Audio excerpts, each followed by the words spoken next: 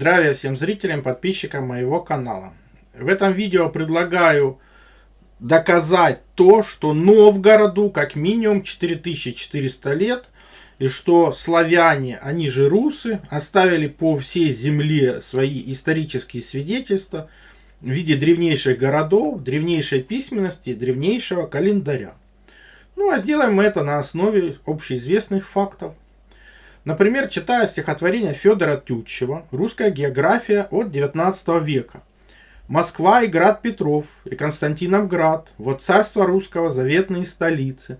Но где предел ему, и где его границы? На север, на восток, на юг и на закат. Грядущим временам судьбы их обличат 7 внутренних морей и 7 великих рек, от Нила до Невы, от Эльбы до Китая, от Волги по Ефрат, от Ганга до Дуная. Вот царство русское, и не придет вовек, как то провидел дух, и Даниил предрек. 19 век, середина, но почему-то здесь совершенно другая история. То же самое мы читаем у Егора Классена, тоже 19 век, середина. И что же он пишет? Древнейшая история славян и славяно-русов. Да как же ж так? А все очень просто, потому что он здесь обличает всех иностранцев, которые... Они все русское, характерное, усвоить своему племени хотели. И даже покушались отнять у славяно-русов не только их славу, величие, могущество, богатство промышленности, торговлю и все добрые качества сердца, но даже их племенное имя русов известно истори как славянское, не только всем племенам азийским, но и израильтянам со времен пришествия их в обетованную землю. У них русы стоят во главе не только римлян, но и древних греков, как их прародители. То мы стоим на неизъявленном материке относительно выбора фактов, принадлежащих славяно-русам из исторического конгломерата, пущенного под названием скифов, сарматов, этрусков, кельтов, алан, норманов, варяг и прочее, то подтвердят живые урочища и разные другие памятники повсюду рассеянные. Действительно, славяно-русы, как народ ранее римлян и греков образованный, оставили по себе во всех частях Старого Света множество памятников, свидетельствующих об их там пребывании и о древнейшей их письменности, искусствах и просвещении. И памятники эти будут неоспоримыми доказательствами. Вот и я предлагаю в этом видео найти эти древнейшие памятники и показать действительно неоспоримые доказательства, что в основе всех цивилизаций стояла именно славяно-русская цивилизация, которая несла просвещение и несла возрождение после множества катастроф.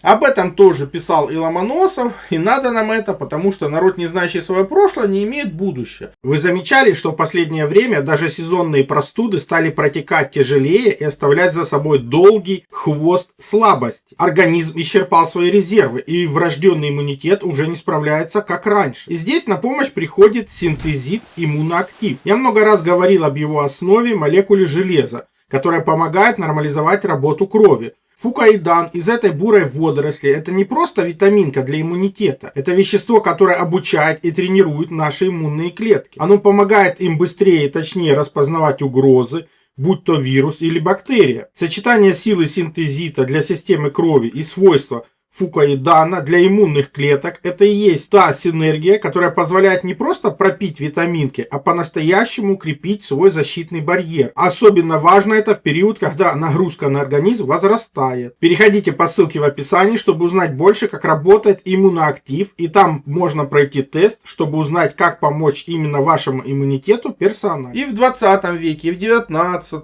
и в 18 веке, и в 17 было огромное количество честных историй, которые, изучая факты, показывали настоящую историю прошлого. Одним из них был князь Щербатов, который жил в 18 веке. Он написал «История российская с древнейших времен». Всего было 7 томов в этой книге. И в чем же суть? Он ввел в оборот много исторических документов. В том числе он ввел в оборот духовные договорные грамоты московских князей и грамоты Великого Новгорода.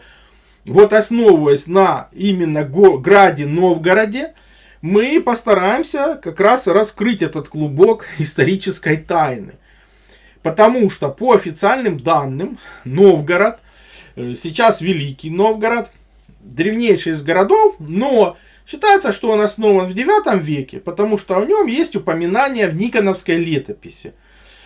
Хотя, если почитать работы ученых как раз 18 века, то по свидетельствам преподобного Нестора, Новгород, который также называется Украд или Немагард, был построен почти в единое время с Киевом, возвратившимися с Дуная славянами, то есть около 5 века по Рождеству Спасителя. Именован же был Новгородом для отличия от единого прежде построенного города, названного Славенском, на версту расстояния от Новгорода, который мором и войной совсем был разорен. Обратите внимание на левую картинку, почему Новгород это центр славянской государственности. Все очень просто.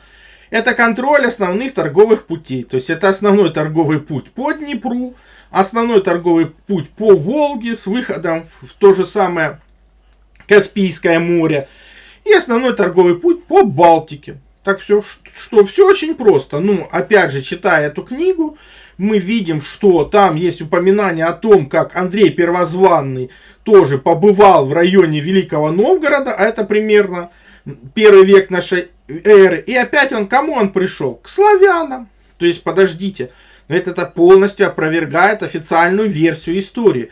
Но напоминаю, официальная версия истории построена на теориях, ничем не подтвержденных. И всего лишь. При этом у нас существует свидетельство, что в исторической и топографических известиях о древности России Засецкого 1777 года мы читаем, что славяне управляемы были своими князьями Кием, Щеком и Харивом. Старший Кий в 430 году построил на реке Днепр град по своему имени. Киевом назвал, где и владычествовал. При этом же тот же Кий построил град Киевец именно на Дунае. И княжение этих княжеских родов продолжалось в этих владениях вплоть до 9 века, когда Аскольд и Дир были убиты Олегом.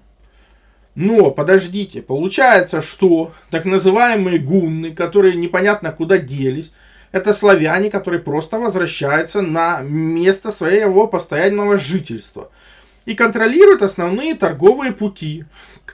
Плюс Киевом было не 2, а на самом деле 3.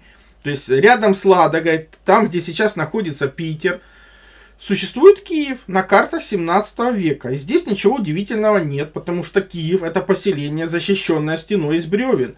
Или бревен с камнями, глиной, пеской, землей.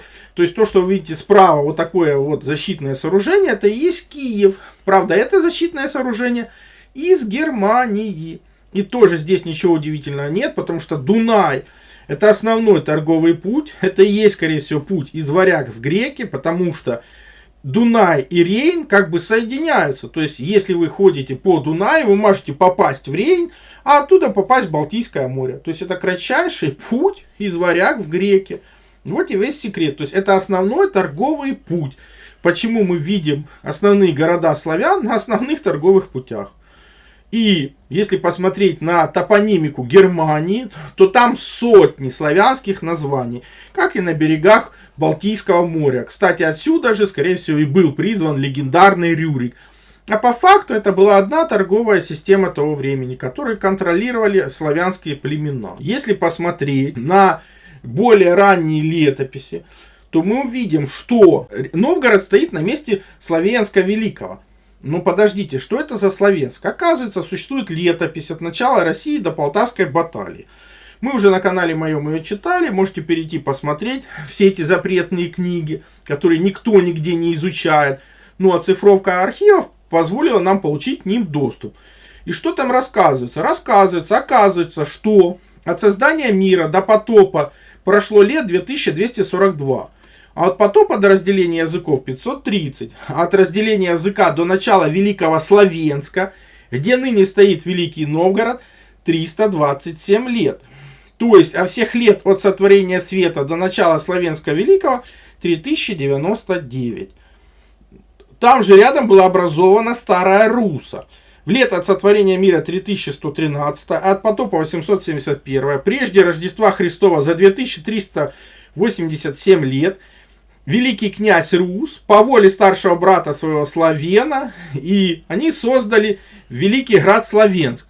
При этом как раз отошли от града Славенска на 50 стадий и создали град Руса в честь как бы своего царя Руса. При этом, то есть русы и славяне это одни и те же князья, и первые упоминания о их существовании относятся к примерно 4400 лет. Кстати, у него есть жена Паруся. Но это ведь меняет всю историю. И ведь именно эту историю знали люди до того, как в нее стали вмешиваться иностранцы. Продолжаем читать эту книгу. В лето сотворения мира 3085, прежде Рождества Христова, за 2415 лет, Славен и Рус роды свои отлучил от Эксти до Понта, то есть это Черное море сегодня, и со всей своей братьей он отправился как бы обживать новые земли. Они пришли к озеру большому, которое назвали по имени своей сестры Ильмень, ну, соответственно, и там стали основывать эти два города, то есть Славенск и Руса. Сейчас это Старая Руса. Опять же, почему они так расселялись с юга на север? Потому что они опять же осваивали основные торговые пути. И фактически заселяли те земли, которые были не заселены после глобальной катастрофы. Вот же о чем здесь речь идет. Мало того, что тут великая древность, мы находим змеевики. То есть змеевики или змеевые луны. Подвесные амулеты, которые использовались. Вот этот использовался в Новгороде в 13 веке. В чем вопрос? Там написано «Дна». То есть это сокращение от Ехидна, она же Диана, то есть это богиня воды у славян, она же Ехидна, прародительница скифов. Ну подождите, идет 13 век, нам современные историки доказывают, что скифы пропали в 4 веке нашей эры, а здесь 13 век, и не все помнят то, от кого они произошли. И, кстати, сохраняется двоеверие, потому что слева христианский святой, а справа как бы святые из православия, то есть правь и славь — это божественные миры славян. Отсюда и корень славь, славяне. Но где мы это видим? Мы это видим в изначальных легендах про сотворение скифов. То есть как появились скифы. Геракл соединился со змеей-девой в священной роще, которая находится как раз в низовьях Днепра. И вот так выглядела эта змея-дева. То есть одна из легенд о том, как появились скифы. То есть полностью ли это совпадает? Полностью. Притом, для понимания, эти змеи это циклы. То есть женские месячные циклы. Всего лишь. Больше там ничего нет. То есть это образы. Из-за того, что вас уничтожили образование, вам они непонятны. Но в недавнем прошлом люди их прекрасно понимали, потому что это основа культуры была. Мало того, мы имеем подобные чудеса. Есть книга Джильса «Московия при Иване Грозном. Глазами иноземцев». Смотрите, что он пишет. Новгород, где происходила война, о которой так много повествует в историях. Война скифских рабов, поднявших оружие на господ своих. Бояре новгородские и окрестных стран были заняты войной с татарами. Они возвращались домой, на пути узнают, что оставленные дома рабы овладели их городами, поместьями, домами, женами и всем прочим. Недалеко от Новгорода встретились с рабами, выступившими против них в боевом порядке. Собрали совет и положили идти на холопов не с оружием, а с кнутьями, чтобы напомнить их об рабском их положении. С тех пор в память этой победы новгородцы выбили монету с изображением всадника с поднятым и размахнутым кнутом. Ну подождите, здесь же написана полная белиберда с точки зрения современных историков, что где скифы, а где Новгород, где эта война легендарная, которая шла вообще-то в Крыму. Как это все стыкуется? А стыкуется все очень просто. Перед вами деньга Великого Новгорода 15 века, где мы видим этот сюжет. А новгородцы на озере Ильмень, они просто помнят свое изначальное происхождение. То есть они помнят, что у них прародители скифы. Отсюда этот легендарный сюжет. Вот и вся тайна. Но это еще не все. Потому что научные мужи прекрасно знают, что столица скифов в Крыму примерно с 4 по 3 век нашей эры называется Неаполь Скифский. Но Неаполь-Скифский это по-старому, а по-новому дословно новый город. То есть это столица Скифии. Наука это признает, но как это стыкуется, что скифы у них чистые кочевники, но живут в своей столице городе, это вопрос задайте науке. То есть сегодня в этом месте расположен Симферополь. То есть и все вот эти черноморские города, я уже много раз показывал, они тоже принадлежат скифам. Там живут скифы, там чеканят скифские монеты со скифскими сюжетами, но ученые нас уверяют, что не-не, вам все это показалось, это были греки.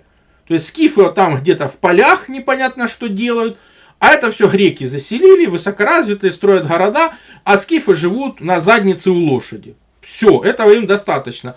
Но при ближайшем рассмотрении мы видим, что скифы живут в своей собственной столице. Кстати, синенькой стрелочкой показана предыдущая столица скифов на Днепре.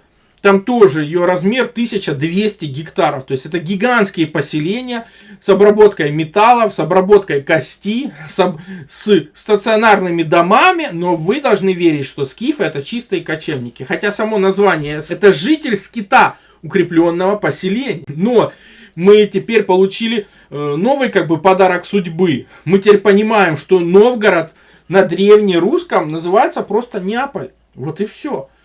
А если это так, то давайте обратимся к еще одной запретной книге «Славянские древности» Шафарика. 1847 год. Что же он там пишет? Подлинно же славяне задолго до Христа и славянорусы, собственно, до Владимира письмо имели. Ну, конечно, такую книгу надо запрещать. Мало того, он продолжает. Диодора Сицилийского, он цитирует, что славяне были первые жители Сирии и Финикии. Венецию построили, как и многие другие города. Опять же, мы эту книгу читали, можете посмотреть это видео у меня на канале. Но давайте отправимся на Ближний Восток. И мы видим тоже работы ученого-лингвиста Авраама Яковлевича Гаркави, который говорит, что вообще-то, ребята, славянский язык у евреев называется ханаанский язык, как и сами славяне. Под словами Ханаан и ханаанский язык, разумеется, славяне и их язык. То есть это было установлено более 150 лет тому назад. Но если этому основания есть, если мы отправляемся на Ближний Восток и посмотрим на все эти стрелочки, то здесь были найдены мозаики. Их пишут на кого угодно, на византийцев, на греков, на римлян. Да на кого угодно, но их не пишут на одну нацию, на славян. Их запрещено. Если же мы приблизим эти находки, вот, например, что нашли в Джараше, Иордания. То есть это куча солярной символики славян и как раз славянская письменность и славянские национальные рубахи. То есть косоворотки. Так это одна из мозаик, а ведь их десятки. Например, Иордания, мозаика церкви святого Стивена. Рядом с Мадабой находится там 27 ветхозаветных и новозаветных городов Египта и Святой Земли. И если мы их приблизим, то что мы увидим? О чудо, Новгород. Да, написано, что Неаполь, но теперь мы понимаем, что это новый город или Новгород. Даже не будем обращать внимания на названия, которые будут потом видны в Америке. Даже не будем обращать внимания, что здесь есть буквы, которые не используются ни в греческом, ни в римском языке. Они не используются, они есть только в славянском языке. Но, если мы посмотрим дальше, где же этот был Неаполь или Новгород? Рядом с полисом Нагов. То есть наги это те, кто произошли от рептилий. То есть это современный Иерусалим. То есть рядом с Иерусалимом существовал древний Новгород славян. А почему я так решил? Да потому что если читать эти надписи, то тут есть не только славянская письменность, но и древнейший в мире славянский календарь. Вот город Девлатон, например. И здесь написано лето 4050. То же самое рядом там есть гора Неба, то есть действительно ближайшая точка к небу. Вот эта мозаика. И здесь написано Иван, наш сын, лето 4040. То есть примерно одни и те же даты. До сентября 2026 по католическому идет 7534 лето по славянскому календарю. И то же самое мы видим и у сарматов. А откуда взялись сарматы на Боспоре? Вот что пишет Диодор Сицилийский, 1 век до нашей эры. Скифскими царями в результате преднеазиатских походов были переселены многие племена. А самых важных выселений было два. Одно из Ассирии в землю между Пафлагонией и Понтом, другое из Мидии. Основавшиеся у реки Танаис, эти переселенцы называются савроматами. То же самое, в принципе, пишет и Плиний Старший, тоже 1 век до нашей эры. По реке Танаис впадает в море двумя устьями, живут сарматы. По преданию потомки медян, также разделенные на многие племена. Первые живут савроматы женовладеемые. Называется так потому, что произошли от браков с амазонками. То есть скифы, сарматы, амазонки, это есть фактически одно и то же племя, как и медяне. Но, если мы посмотрим и почитаем, что здесь написано на монетах Боспорского царства, тут четко написано «Василев Савроматов». И красной стрелочкой я выделил те буквы, которые нет его как бы в греческом языке, потому что это буква Ять. Как раз синенькой стрелочкой я выделил древнейший в мире славянский календарь. Это я выделяю для того, чтобы вы поняли, что творят ученые-мужи. Почему мы очень трудно найти славянскую как бы письменность, славянский древний календарь, что они с этим делают. А все очень просто. Они придумают любую чушь, лишь бы натянуть сову на глобус. Например, мы имеем древнейший в мире славянский календарь. Где он был распространен? Боспорское царство мы четко видим. И вот это Финикия и Понт. Что говорит наука? Знаете, этот календарь, его нет у римлян, его нет у греков. Это, скорее всего, особая боспорская эра. А до этого была особая вифинская эра. Да, это особые эры, они ниоткуда в никуда. Притом, если посмотреть на Вифинию, то там есть, например, города Пруса. То есть поморские русы, все четко и понятно. И вот эти символы, это опять же древнейший в мире славянский календарь, который мы видели и на Ближнем Востоке, и который будет использоваться и в Новгороде, и на Руси примерно до 17 века, пока его там в начале 18 века Петр I не отменит. Притом, обратите внимание, опять же, это основные торговые пути. Что же мы видим на монументе тысячелетия России? Он установлен в Новгороде, и на нем, о чудо, древнейший в мире славянский календарь, который нам это все подтверждает. Но, что вам говорят? Это Византия. Откуда же она взяла такой древнейший в мире календарную систему? Ответ простой. От славян и русов в частности и взяла. Потому что мы бывали до этого с вами в том регионе, так называемые троянцы, так называемые хеты, греки, этруски, это все славяно-русские народы, как и весь Ближний Восток. И это было всем прекрасно известно. У Византии нет ничего подобного, она просто заимствовала. Как и другие народы, заимствовали письменность. Поэтому, когда вы видите древнейший календарь, на котором как раз написано лето 6370, вы должны понимать, что это всего лишь первое приближение. Потому что следующее приближение будет про катастрофу Атлантиды и Луны Фаты, что мы тоже на канале разбирали. И стыдно знать про тысячелетия, но забыть про остальные многие тысячи лет. Потому что эти доказательства просто забиты все архивы. В 20 веке в Советском Союзе даже было открыто новое направление – палеоастрономия, потому что было найдено огромное количество древнейших календарей, как, например, этот шингирский идол. То есть ему установлено, что 11600 лет, верхняя голова – это Солнце, а другие лики – это планеты Солнечной системы. Я тоже ее легко и просто расшифровал на своем канале, переходите, смотрите. Мезенский браслет, которому 20 тысяч лет, тоже модель Солнечной системы плюс движение Луны Фаты. В России найдено 5 фесских дисков, древнейший из них Малтынская пластина и 20 тысяч лет. И, соответственно, жители Крита просто носители той же самой культуры. И тот же самый Ачинский жезл. Ему 27 тысяч лет, и подобные же жезлы мы видим в Европе, им 3500 лет, и там точно такие же расчеты. О чем это говорит? Что культурная традиция сохранялась и продолжалась. И это ее артефакты. Когда мы видим все это, теперь нас не должно удивлять, что как бы Северная Пальмира или Финская Пальмира — это название Санкт-Петербурга. А Южная Пальмира — это Одесса. Опять же, Южная Пальмира есть и в Сирии, и город Петра есть в Сирии. То есть город Петра — это не что иное, как название богини Петры. И все эти названия с Ближнего Востока принесли роды, которые поселились как раз в районе Ладоги. И это были славяне. Потому что если посмотреть на, опять же, мозаики, посмотрите на эту богиню Петру, и, как мы видим, у нее точно такие же руки, точно такие же, как на памятнике, которая стоит как бы в Питере. То есть теперь вы знаете, что Питер назван не в честь Петра Великого, а в честь богини Петры. И, опять же, Северная Пальмира в честь древних поселений с Ближнего Востока. Опять же, подобные видео есть у меня на канале, перейдите, посмотрите, поэтому, почему это так.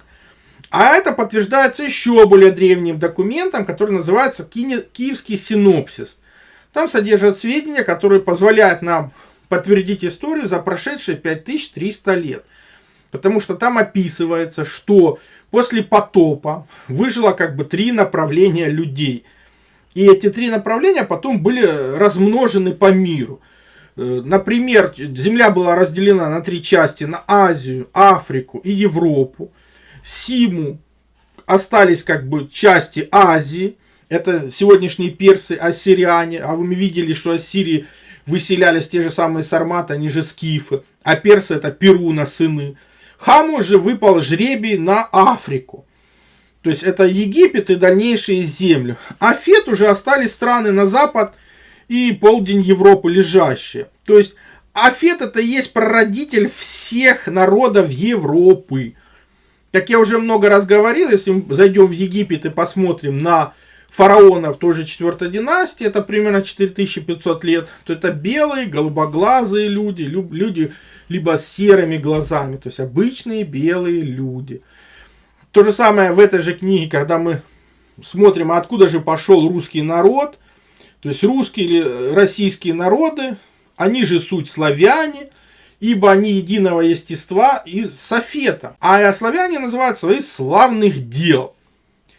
Со временем стали называться россияне, так как по многим племеням были рассеяны. А потом они от россиян росы назвались. Они же росы от городка Русы возле Великого Новгорода. То есть круг замкнулся. То есть мы имеем 5300 лет подтвержденной истории. Те же россы имя свое от древних времен добыли. И распространились они на огромных пространствах Черного моря, Дона, Волгой, Балтики, Днепром и так далее и тому подобное. То есть, если мы посмотрим, когда это происходило, то есть Ноев потоп по их хронологии происходил 5300 лет назад. И был он глобальный. Отсюда почему пошло расселение людей, как бы тех, кто выжил, и заселение пустых территорий. Но для нас это прямое подтверждение истории за прошедшие 5300 лет. Потому что если прочитать про прародителя Мосаха, он 6-й сын Иофета, внук Ноев. То есть это славяне, как бы его потомки. Он как бы предок всех народов московских, славяно-русских, польских, волынских, чешских, болгарских, сербских, хорватских и вообще всех, кто является славянами. То есть этот Мосах после потопа в лето 131 вышел из Вавилона с племенами своими и стал обитать в Азии, Европе, над берегами как бы Черного моря и других морей. И потом дальше распространяться. То есть, и вообще-то вот этот Афет это просто расширение. То есть Афет переводится как максимально расширившийся. И Мосах переводится тоже растяжение, расширение, вытягивание. То есть Юрий Долгорукий это то же самое. И так от Мосаха, праотца славяно-русского, как бы произошла Москва и все великие народы России и Руси. Поэтому они так и называются. То есть это мнение этого синопсиса и подтверждение истории за прошедшие 5300 лет. Но это на самом деле так, потому что если посмотреть на греческие мифы, вот этот товарищ Иофет, Япет, он же пронзающий, расширенный, он один из титанов, и он прародитель Прометея. А Прометей, например, это скифский царь, который является прародителем всех греков. Кстати, прародитель всех греков Иван. Да, его можно Яван, Юнан, Йон называть. Но от него произошли все греки, они же ионийцы.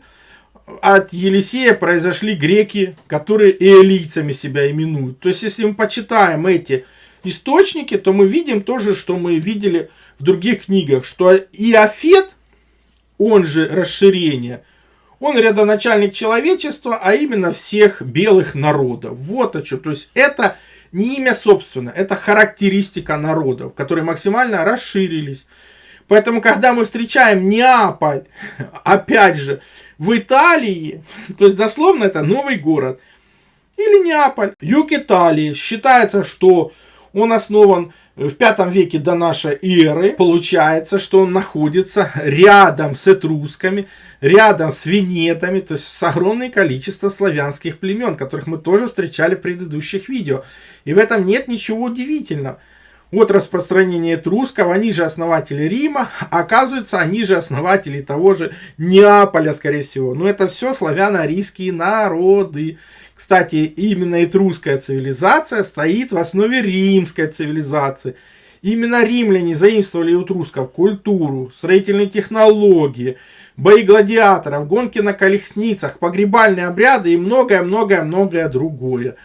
А там, где этруски, там и венеты, и кельты, это все разные славяно-российские народы, то есть славяне, только разные как бы племена, из-за того, что их огромное множество. То же самое мы читаем в словаре Стефана Византийского, 6 век. Этруски — это славянское племя. Итальянский историк Иован де Рубертис в своей статье «Славянские поселения в Неаполитанском королевстве» писал еще в 15 веке. Славяне основали следующие итальянские города: Монтемиро, Сан-Феличе, Тавена, Серителло, ну и Неаполь в том числе. Поэтому здесь нет ничего удивительного. Это подтверждается из многих источников. То же самое мы видим в книге французского историка 18 века Пьера Левека «Российская история». Автор пишет, что славяне вышли из России и Польши или говорили языком древним, скифии. То есть латынь, как язык древних римлян, произошли от языка древнеславянского, ведь Италию, по его мнению, основали перекочевавшие древние славяне. И так думал не только он, но и француз Хагер, который в 1817 году написал наблюдение о поразительном сходстве между языком русских и языком римлян. То есть в 1818 году то же самое пишет Саларыч, римляне славянских черт. То есть авторы оспаривают официальное утверждение о неграмотности славянских народов и считали, что предки славян жили на Балканах, в Италии и в других районах Средиземного и Эгейского моря. Ну, все-таки есть, мы это только что видели. Тот же самый труд Мавра Арбини «Славянское царство». Что он там в общем-то написал? Русская империя мужеством своих воинов и лучшим в мире оружием тысячелетиями держала всю вселенную в повиновении и покорности. Русские всегда владели всей Азией, Африкой, Египтом, Македонией, Персией, Грецией, Иллирией, Моравией, Шлезской землей, Чехией, Польшей, всеми берегами Балтийского моря, Италией и многими другими странами и землями. Изначально этот труд был написан на итальянском языке. Кстати, все это можно найти у меня на канале, почитать. Ну и в завершение приведем фразу Тадеуша Воланского, который тоже расшифровал славянские письменности на всем этом огромном пространстве. Разве в Италии, Индии, Персии, даже в Египте нет славянских памятников? Разве древние книги Зороастра, разве развалины Вавилона, памятники Дария, остатки Парсаграда, Персеполиса, покрытые клинописи не содержат надписей, понятных славянам? Англичане, французы и немцы смотрят это и не могут понять. Мы, славяне, сможем довести это исследование до конца, только в том случае, если дети и внуки наши захотят пойти по нашим следам. Будем надеяться, что найдутся еще честные исследователи, которые захотят пойти по следам своих предков, потому что тот, кто не понял своего прошлого, вынужден переживать его снова и снова. Ну, помните, повторение мать учения, но информация с первого раза никогда не усваивается. Смотрите видео столько раз, сколько нужно. Все ссылки на использованные материалы в описании под видео, кнопочку еще нажмите, все откроется. Либо смотрите в конечных заставках к видео. Ну, не превращайтесь в четвертую обезьяну нашего времени, которая просто уткнулась в гаджет, ничего не видит и ничего не слышит. Напишите свой комментарий, поставьте лайк, подпишитесь на канал, поделитесь видео в социальных сетях, для того, чтобы здравомыслия стало больше, новые исследователи подключились к этому направлению. Ну, больше информации на канале и в конечных заставках к видео. Также переходите на мой сайт, ссылка есть в первом закрепленном комментарии под каждым видео. Там размещены мои статьи, в том числе и запрещенные на других платформах. Плюс там же существует и магазин. Магазин существует для тех, кто хочет и может поддержать мою деятельность, для того, чтобы я ее и продолжал. Я же смогу вам содействовать в том, чтобы вы узнали свое предназначение по дате рождения, либо освоили силу живой воды, проводили измерения, которые помогут понимать, что вы едите, что пьете. Плюс получили лучшие натуральные витамины, именно Иван-чай. Плюс, опять же, сила живой воды – это водород и озон. Именно эти две структуры воды помогают нам сохранить здоровье и вылечиться от любых болезней, потому что они универсальны, подходят как одному человеку, как и всем членам семьи. И один раз купленные не требуют других расходников. Плюс, например, детектор электромагнитного излучения. Мы все живем в городах, а там огромное количество электромагнитных полей, и имея эти простые измерительные приборы, вы сможете не попадать под их влияние, а значит будете меньше болеть и дольше просто проживете без лекарств.